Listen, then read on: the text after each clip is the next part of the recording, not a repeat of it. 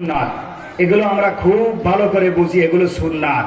যখন যখন রাষ্ট্রে কোরআন প্রতিষ্ঠা করার কথা বলা হয়, তখন আসে যে হুজুর কেন রাজনৈতিক কথা বলে।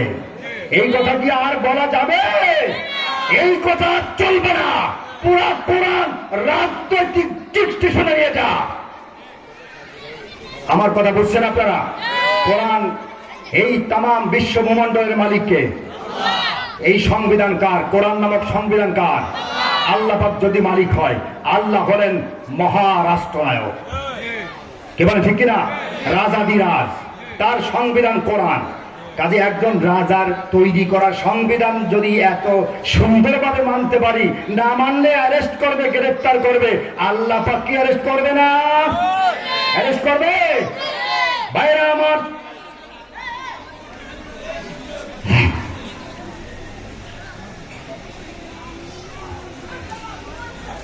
আল্লাহ পাক রব্বুল আলামিন কোরআন দিলেন, মানুষের ভাগ্যের পরিবর্তনের জন্য কোরআন দিলেন। কিন্তু আমরা বুঝি নাই, এই কোরআন যে দিয়েছেন মানুষের কল্যাণের জন্য, সমাজের কল্যাণের জন্য, জাতির মুক্তির জন্য আল্লাহ রাব্বুল আলামিন কোরআন প্রেরণ করেছেন। আজও পর্যন্ত আমরা বুঝতে পারি না। যদি বুঝতাম, তাহলে আমাদের প্রত্যেকের ঘরের প্রত্যেক